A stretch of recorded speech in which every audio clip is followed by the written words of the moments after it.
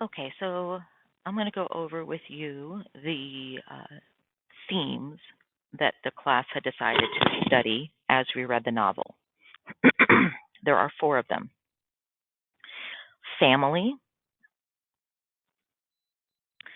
dangerous knowledge, born bad or made that way, and who is the real monster.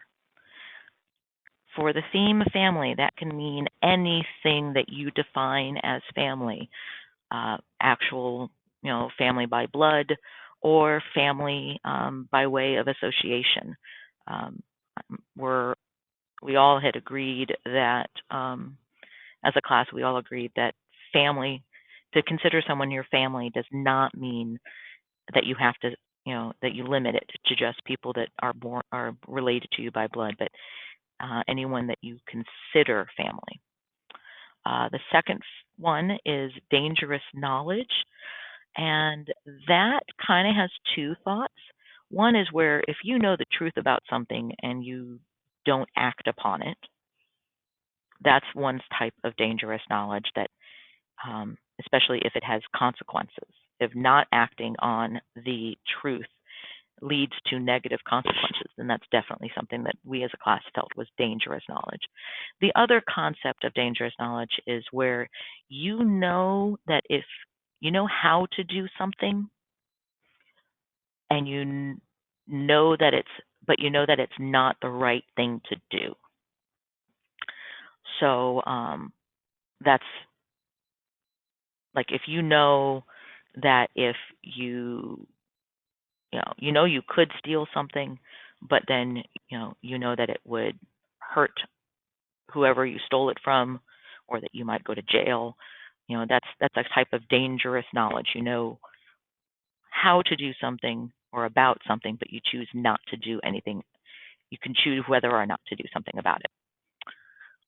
The third one is born bad or made that way. That's the idea of, um, you know, does our do our experiences in life affect the way we behave? Um, so, if that there's a common meme that I always see spreading on, floats around Facebook a lot, where you see a little African American child and a little white child hugging, and they say, they weren't born hating each other. They were they were taught to do that. Um, then there's also, an experience, remember I go back to, there's personal connections to everything. So, you have the example of maybe a child who was brought up in an abusive family or suffered sexual abuse as a child, then goes off later in life and either repeats the cycle or doesn't repeat the cycle. Um, those There are folks who say, well, if that person continues the cycle, they were born that and they were made that way. But it's also kind of wrapped up in the idea of um, free will, and that's throughout the story. Last but not least is the idea of who is the real monster. Um, Deciding, as a class, or finding examples in the text of situations where Dr. Frankenstein acts like a monster, ex- examples of how the monster acts like a monster. So those are the theme ideas. Now I will read to you um, from this theme chart. Again, this theme chart was created and compiled as we read the story as a class. So as we read each section of the story, we looked for examples of these themes in the text, what was happening in the text. So the first section is all, the letters from Robert Walton to his sister. Okay, that's obviously family. The second section, is all about, the beginning of the second section is all about the background of Dr. Frankenstein's family. So, it's when the family adopts Elizabeth, when you've got Victor, Elizabeth, and Clerval so very close knit together, like a family, brother and sister. Even though Clerval is not officially part of the family, they are close knit like a family. Then you have Victor's mom dies. Elizabeth takes over as the mother to William and Ernest, the younger brothers. And, on her deathbed, his mother says, I want you two to get married. Later on, Victor dreams of Elizabeth, who does turn into his dead mother. Victor abandons his creation, his child, and leaves him no father figure to teach him about life. Then you have, William, Frankenstein's younger brother, who gets murdered. Justine joins the family, kind of like an older sister or a nanny. Henry, like a brother, comes to take care of Victor. Ernest, father, and Elizabeth meet and talk with Dr. Frankenstein about death and the murder of William. Again, that's the family. The monster kills Dr. Frankenstein's little brother, and he does it because he was related to Dr. Frankenstein. So there we have the first example of this literature trope called sins of the father. It happens a lot in real life when you've got one gang member dies at the hand, because of some, rival gang kills him. So then that gang has to, retaliate by killing somebody from the other gang. And it goes back and forth and back and forth. It's this idea of revenge. Let me hurt somebody that you care about because I can't hurt you. Monster wants Dr. Frankenstein to create a female so he won't be lonely. That happens, that's we're learning about in the monster's backstory in the section 3, that middle of the frame story.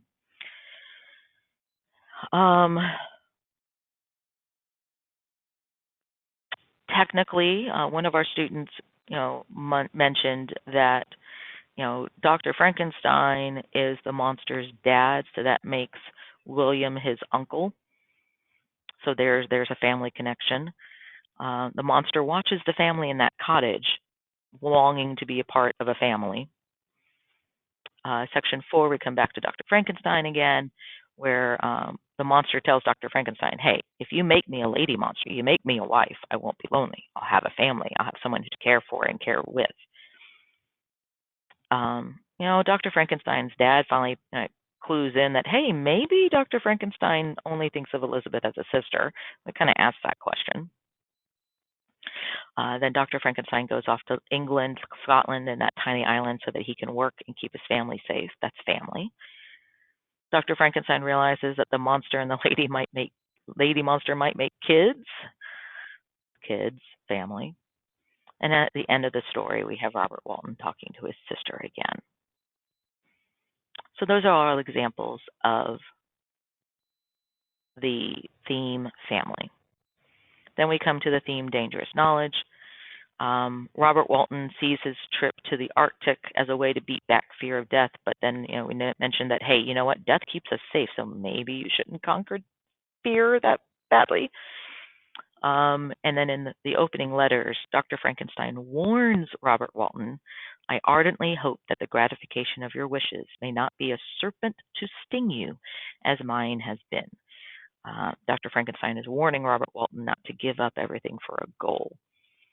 But then we saw that was kind of hypocritical because, Dr. Frankenstein wouldn't get on the ship until he learned that they were going in the same direction that he thought the monster was going. So that we kind of all looked at that with a side eye. Continuing on, Victor wants the glory of a great discovery. He doesn't share with anybody that he's creating this monster, perhaps because he realizes it's not the right thing to do. At times he doesn't like what he's doing. Then, dangerous knowledge. Victor left the monster on his own, knowing that the monster could go do something. The monster knows that. Then Dr. Frankenstein knows that the monster killed William, but he doesn't share that information. He could have saved Justine by speaking up, and he didn't. This Uncharted games, that's um, something somebody had seen. I'll ignore that. Monster knew the family would shun him, so he tried to sway the old man first. He knows that it's not going to go well, but he tries anyway. The monster finds out about how Dr. Frankenstein made him. Sometimes it's best not to know the truth. Um, Monster learns. He's able to, he learns how to speak and how to read and all about history. And then he sees like the terrible things that the world has done. I mean, he could have lived on in blissful ignorance and not learned that stuff. Now and then, when Dr. Frankenstein goes to make the second creature, he feels sick. He realizes this is a bad thing. Um, and then he even, basically states in the story that, hey, even though I knew how to do this, I shouldn't have done it. And then when Robert Walton tries, pushing Dr. Frankenstein about how he created the monster, he's like, "Yo, dude, don't do this. This will make you miserable." Born bad or made that way. We have, again, this is like, do your experiences make you make the decisions you do in life? Choose the path you go on in life, or were you born that way? Um, okay, so at the beginning of Dr. Frankenstein's story, Dr. Frankenstein had told him, that the science that you're kind of going down is all wrong. Um, but Dr. Frankenstein refused to listen to Dad, and he says it is even possible if I had thrown them aside, it is even possible that my thoughts would not have led to my ruin. We kind of wondered if that was Dr. Frankenstein not taking responsibility for his actions and choices. Dr. Frankenstein never takes on the role of father to the monster, so the monster never learned how to be human. The creature tells Dr. Frankenstein, I was good, do right by me, and I will be good again. That is directly, you know, you made me bad, so make me good again. Monster promises to leave people alone if he has a mate. Monster talks about how he feels regret for the murders, but, um, and after the murder of Clerval, he felt bad. But then he goes on to say, hey, you know what? I enjoyed killing Elizabeth. By that point, I have gone all the way to the dark side. When I remember everything that I have done at the ending, he feels great regret. I cannot believe I am the same creature that at one time wanted only beauty and goodness. But it is so. The fallen angel has become a devil. Robert Walton, yells at the monster that said, hey, this is too late to regret. But Monster reminds him that, what about all the people who treated him poorly are also to blame. And the ending, the monster goes off to burn himself to death, so he makes sure there's no one can make another monster like him. The final um, theme that we covered as a class was who is the real monster. Dr. Frankenstein makes the creature, which goes against nature. Dr. Frankenstein starts having remorse for having made it and runs away like a child rather than owning up and manning up and, trying to teach this monster how to human. Here, runs away from his responsibility as a father parent. Lots of real life examples of that, unfortunately. Parents, not just, being the sperm donor or the egg donor and then not doing the, raising the child or making sure that the child is raised in a manner that will make them a, productive member of society. Um, if Dr. Frankenstein had spoken up at Justine's trial, she might not have been found guilty and executed.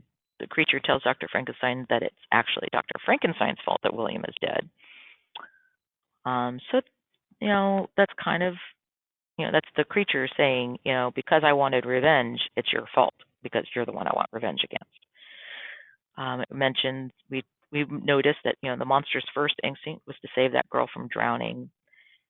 The monster had stopped eating the family's food and collected firewood, cleared out snow. So, he's doing all of these good things way before he ever killed anybody.